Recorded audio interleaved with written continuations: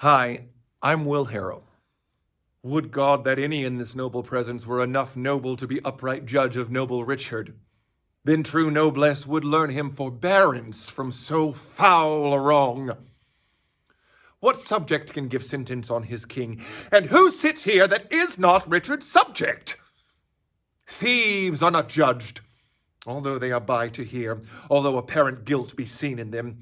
And shall the figure of God's majesty, his captain, steward, deputy, elect, anointed, crowned, planted many years, be judged by subject and inferior breath? And he himself not present?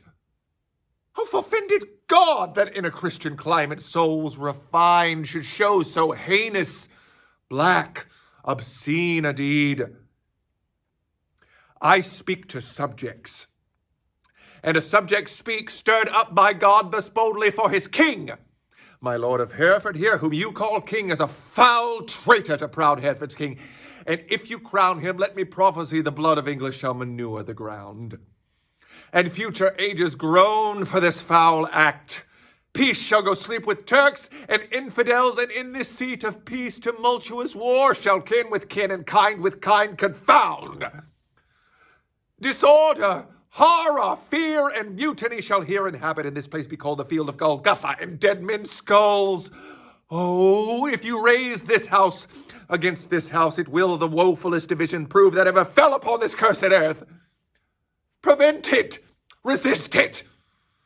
Let it not be so, lest child's children cry against you. Woe!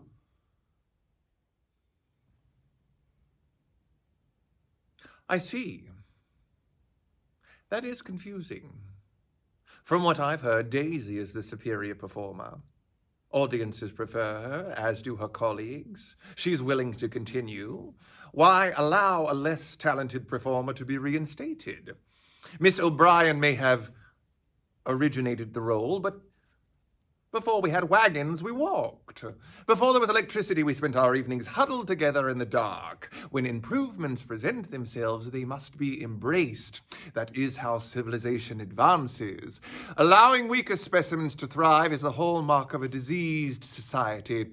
A deficient instinct we must push beyond. We remove the soft tissue so that muscle may grow. That is what scalpels are for. Mercy helps no one and hinders the rest. Humoring the sick is no cure. Kindness will not turn tainted fruit fresh. And in the meantime, the rot will spread and spread and spread. And those who allow the contagion to thrive are as much to blame for the impending carnage as the contagion itself. We are called to stand up, to speak out, and not in our own time. No, I will never understand how people of good conscience in the face of such obvious depravity can find it so difficult to act.